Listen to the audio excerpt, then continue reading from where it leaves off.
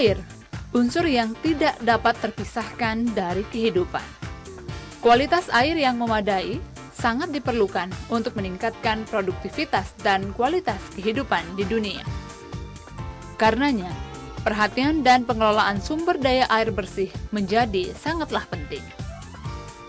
Air dapat sangat bermanfaat dalam kehidupan manusia, namun juga dapat membawa kesengsaraan jika tidak dikelola dan diperhatikan dengan baik. Sungai Musi memiliki peranan sentral bagi hidup dan kehidupan masyarakat Sumatera Selatan. Selain berperan sebagai sarana transportasi dan kegiatan sosial budaya, juga merupakan sumber air bersih. Aktivitas ekonomi pada sektor pertanian dan perikanan, serta penyangga keseimbangan lingkungan hidup.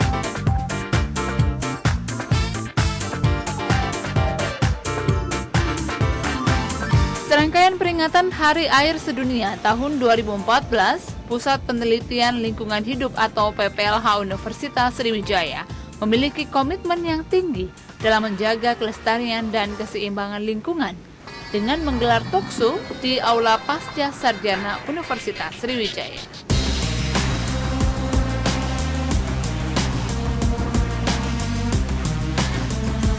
Kegiatan ini bertujuan untuk menggugah kesadaran masyarakat bahwa air adalah elemen vital dalam kehidupan manusia, serta menggalang dukungan semua pihak untuk memanfaatkan lingkungan hidup secara bijak dan menjaga kelestariannya. Salam jumpa pemirsa TVRI Sumsel, Babel dimanapun Anda berada. Senang sekali rasanya kembali kami menjumpai Anda. Ya, pemirsa, tanggal 22 Maret setiap tahunnya kita peringati sebagai Hari Air Sedunia, yang seharusnya semakin mengingatkan kita betapa pentingnya air bersih bagi kehidupan umat manusia. Serta tentunya merupakan upaya untuk penyadaran pengelolaan air bersih yang berkelanjutan. Karena seperti kita ketahui bersama bahwa air merupakan elemen penting yang tidak bisa dipisahkan dalam kehidupan umat manusia. Ya pemirsa, kualitas air sangat menentukan bagaimana peningkatan produktivitas serta kualitas kehidupan umat di dunia. Pemirsa, kali ini dalam Drap Sriwijaya kami akan mengajak Anda untuk membahas mengenai pengelolaan lingkungan dalam rangka peringatan Hari Air Sedunia tahun 2014. Bersama saya Wimaya Surustam, inilah Drap Sriwijaya. Pada talkshow tentang pengelolaan lingkungan hidup dalam rangka Hari Air Sedunia tahun 2014 bertemakan energi dan air ini, dibuka langsung oleh Rektor Universitas Sriwijaya, Profesor Dr. Badia Perizade. Kami yakin dan percaya memang kita senantiasa sangat dan selalu peduli terhadap lingkungan hidup. Yang pada hari ini topik yang sangat penting bagi kehidupan kita dalam rangka Hari Air Sedunia yang diselenggarakan perayaannya tanggal 22 Maret. Tapi kita semua di sini dengan tema peringatan Hari Air Sedunia pada tahun ini adalah water dan energi. Dua hal yang sangat mempengaruhi kehidupan kita, air dan energi. Kepala PPLH Universitas Sriwijaya, Dr. Ishak Iskandar mengatakan, sebagai lembaga peneliti dari perguruan tinggi, pihaknya berupaya untuk mengkorelasikan visi dan misinya dalam upaya perlindungan dan pengelolaan lingkungan hidup di Provinsi Sumatera Selatan umumnya dan Kota Palembang khususnya. Kita ingin berperan melalui 3 unsur Tridharma perguruan tinggi, dari pendidikan, risetnya, kemudian juga pada pengabdian kepada masyarakat. Jadi sesungguhnya di perguruan tinggi, khususnya di PPLH, sudah ada riset-riset yang mengarah kepada lingkungan. Nah, kita ingin itu riset-riset itu nanti memang terdatabase dengan baik, sehingga itu bisa menjadi bahan ataupun jadikan satu komponen yang nanti akan diedukasikan kepada masyarakat luas maupun kepada pengambil kebijakan. Arahnya ke situ.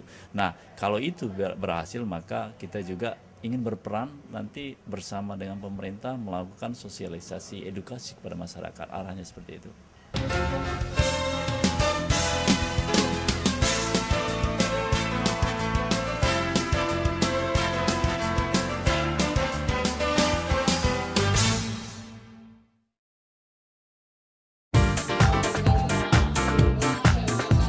Diskusi tentang pengelolaan lingkungan hidup Hari Air Sedunia yang dihelat PPLH Universitas Sriwijaya ini menghadirkan pakar-pakar di bidangnya masing-masing.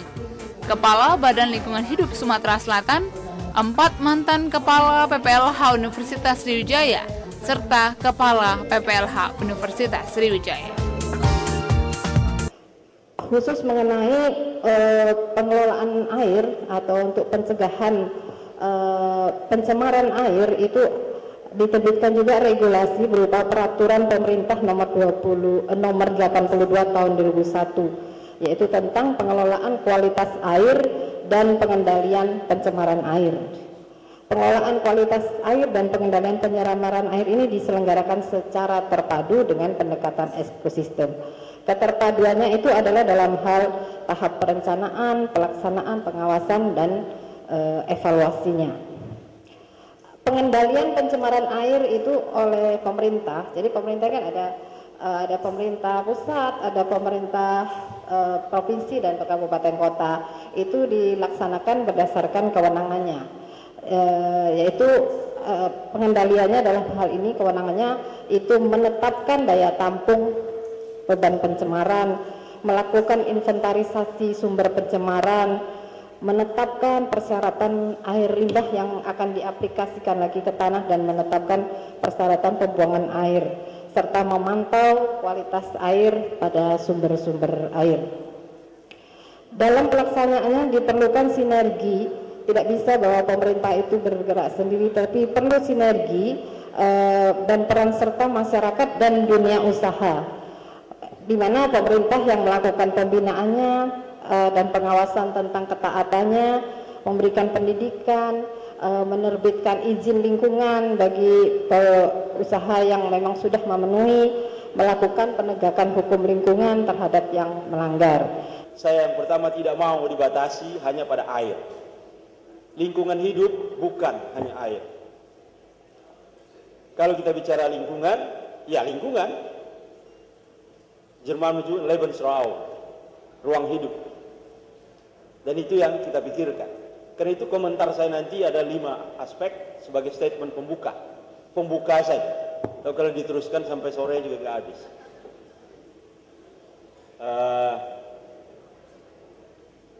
Tapi pada intinya saya akan banyak kritik dan merasa tidak puas dengan pengelolaan lingkungan di Indonesia, khususnya dengan mengambil contoh di Sumatera Selatan, dengan kota-kota yang ada di Sumatera Selatan, khususnya untuk kota Palembang. Saya punya banyak kritik kepada itu dan para wartawan boleh mengutip. Kalau saya masuk yang pertama misalnya, soal kualitas udara. Karena air boleh kita tidak minum, tidak mandi beberapa hari. Tetapi udara Anda tidak bisa menahan, tidak bernapas dalam beberapa menit. Karena itu concern yang pertama, itu always air quality. Kebetulan sekarang Palembang dan Sumatera Selatan mulai menghadapi masalah kualitas udara. Airport kita sudah mulai sering ditutup karena kualitas udara, karena visibility begitu rendah. Tapi saudara, kritik saya, kenapa publik tidak mendapatkan informasi yang baik tentang kualitas udara? Coba saudara cari di mana websitenya, di mana tempatnya. Seperti di Jakarta Anda bisa melihat suspended particulate di jalan itu berapa kadar. Sehingga kapan sebetulnya publik harus mulai memasang pakai masker? Publik di Palembang tidak mendapatkan informasi yang bagus. Kenapa mereka tidak mendapatkan? Saudara tidak mendapatkan. Pagi ini berapa kadar suspended particulate, kadar asap di jalan? Anda tidak tahu. Kenapa? Karena datanya nggak ada. Kalau kita melihat kota-kota di Malaysia, setiap jam 10 pagi, jam 5 sore mereka pantau, dan itu ada di website, dan kemudian publik bisa menyesuaikan diri. Dari 100% air, 96% itu air asin, dan sisanya air tawar yang tersebar baik di pegunungan ataupun yang ada di air permukaan. Jadi hanya kurang lebih 0,1% yang ada di air permukaan, air tanah maupun sungai dan danau. Kalau kita melihat kondisi Sumatera Selatan, karena kami sering berkeliling, ya, monitoring lingkungan, kondisi perairan kita ini artinya sangat menyedihkan. Kalau berbicara kualitas, memang di atas lab ini masih memenuhi standar. Tapi kalau kita melihat dari segi fisik, baik dari segi warna, kekeruhan dan lain-lain, jelas ini di atas baku mutu. Nah, kalau kita ingin melanjutkan kepada katakanlah masa depan yang berkelanjutan, saya sependapat dengan Profesor Tan Malaka, kita tidak mengelola air itu, kualitas air yang ada itu tidak kita kelola. Sungai adalah penerima dampak dari semua limbah aktivitas dari kegiatan sekitarnya. Nah, oleh karena itu kalau kita mau mengelola sumber daya air, maka yang harus kita kelola adalah sumber penyebab dampak. Bagaimana kita mengelola keluaran dari suatu industri ya, dengan berbagai ragam parameter maupun tingkat polutan yang ada di sana, itu harus kita kelola. Ya. Memang pengelolaan suatu lingkungan itu adalah membutuhkan biaya yang besar, tetapi maknanya, artinya mengelola limbah itu secara ekonomi itu memang adalah suatu biaya. Nah, tetapi sumber daya air ini harus kita selamatkan.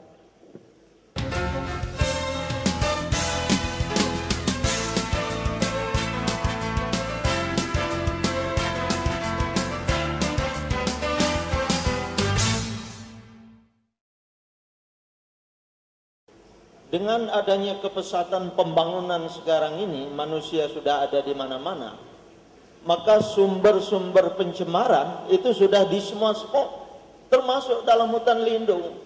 Sudah ada manusia, kegiatan manusianya sekarang. Di semua spot, ya emisi gas nanti turun ke air juga, lewat jadi hujan asam. Iya, efluen air sudah, kalau nunggu waktu dia akan sampai ke sungai, sampai ke instalasi PDAM. Sampah begitu pun lindinya akan ngalir nantinya di semua spot. Itu gejala. Tapi ada gejala kedua yang sangat bahaya, karena semua hampir 5,5 juta hektar daerah aliran sungai, kawasan hutan kita sudah dibuka, hanya kira-kira tinggal 60.000 hektar yang masih ada hutannya agak alami. Maka naiknya permukaan air itu sangat gampang sekarang ini.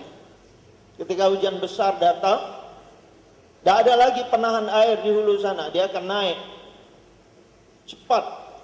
Dan ketika dia naik, apa yang terjadi? Semua spot-spot tadi dengan masing-masing jenis limbahnya yang mencemari air, tadinya dia terisolir masing-masing, ketika banjir naik, dia jadi satu.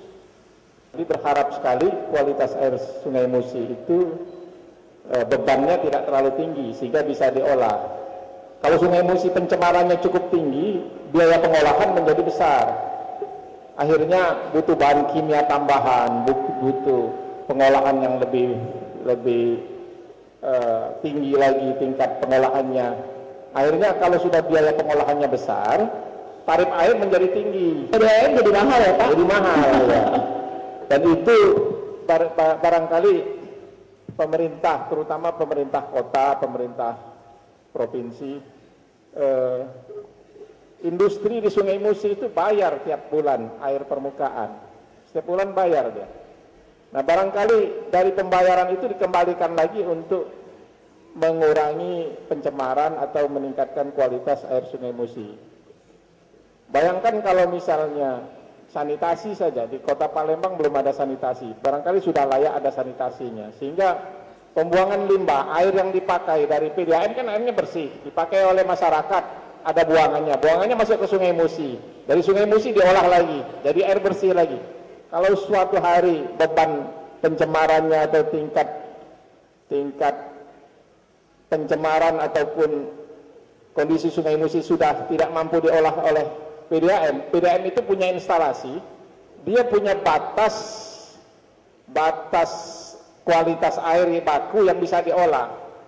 Kalau terjadi peningkatan pencemaran atau peningkatan endapannya tinggi, kekeruhannya lebih tinggi, Tirta Musi tidak bisa mengolahnya lagi dengan kapasitas instalasinya, ya barangkali suplai air ke masyarakat kualitasnya tidak sebersih seperti sekarang. Di bidang pendidikan kita berusaha, jadi arahnya nanti adalah PPLH mengambil peran untuk ikut menyiapkan sumber daya manusia yang nanti bertanggung jawab terhadap pengelolaan lingkungan hidup, baik itu di pemerintah, di eksekutif, maupun harapannya nanti juga kepada lembaga-lembaga pemerintah yang lain, dan juga kepada pelaku industri.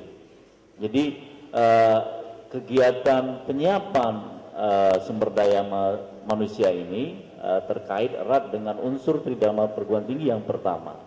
Kemudian yang kedua, tadi sudah diungkapkan oleh beberapa narasumber sebelumnya, banyak sekali permasalahan lingkungan hidup, terutama juga masalah air. Jadi air itu akan menjadi isu internasional dalam beberapa dekade ke depan. Jadi tantangan abad ke depan itu adalah bagaimana menjamin ketersediaan air dari segi kualitas, kuantitasnya juga. Jadi ketersediaan itu menjadi tantangan kita bersama. Oleh karena itu nanti PPLH, perguruan tinggi dalam hal ini PPLH, mengambil peran dalam unsur tridharma perguruan tinggi yang kedua, yaitu di bidang riset. Jadi PPLH akan mencoba menginisiasi dan juga mengumpulkan sumber daya yang ada di dalam perguruan tinggi untuk melakukan riset-riset inovatif yang arahnya nanti untuk menciptakan teknologi atau membuat teknologi yang efisien terhadap penggunaan air, dan juga kalau arahnya berkembang jadi teknologi yang ramah lingkungan, sehingga unsur kedua dari tridharma perguruan tinggi itu akan ikut terbungkus dalam visi dan misi dari PPLH. Kemudian yang ketiga, di dalam unsur tridharma perguruan tinggi ada pengabdian pada masyarakat. Jadi PPLH juga akan berusaha ikut berperan aktif nantinya dalam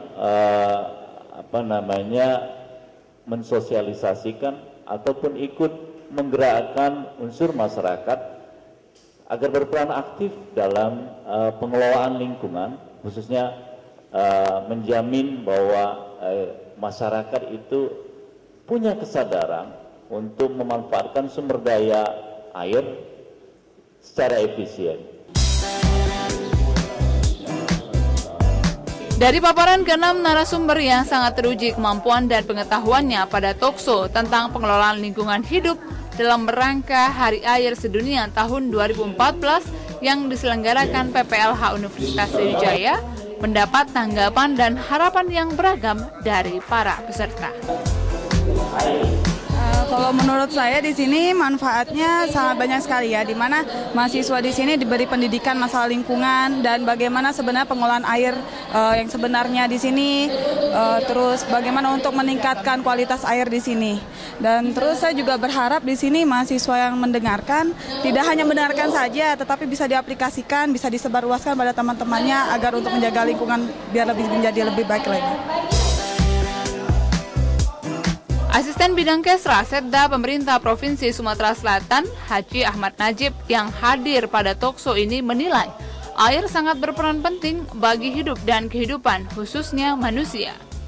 Karenanya menurut mantan Kepala Badan Lingkungan Hidup Sumatera Selatan ini, Sungai Musi yang membelah kota Palembang merupakan sumber air terbesar bagi masyarakat, menjadi tanggung jawab bersama dalam menjaga, memelihara, memanfaatkan dan mengelolanya dengan baik. Pertama, memperingati Hari Air Sedunia ini penting. Pertama adalah bagaimana tanggung jawab terhadap pengelolaan lingkungan. Jadi lingkungan hidup ini adalah habitat kita, makhluk hidup. Jadi kita harus jaga karena salah satunya air. Kebutuhan air itu sangat fundamental. Jelas diatur di dalam undang-undang ya bahwa setiap pembangunan yang memanfaatkan sumber daya alam wajib untuk menjaga lingkungan dan memelihara lingkungan. Nah, kondisi ini sebetulnya laju kerusakan lingkungan dan laju pencemaran akibat dari kerusakan lingkungan itu masih cukup tinggi. Kita lihat bahwa misalnya kondisi limbah di Sungai Musi. Sungai Musi ini kan adalah sungai yang kita banggakan.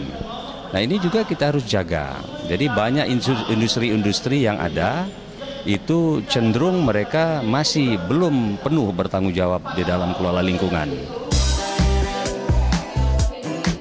Yang terpenting ke depan menurut Haji Ahmad Najib berupaya saling mengingatkan dan berbuat untuk bersama-sama. Setiap pembangunan di Sumatera Selatan wajib berwawasan lingkungan.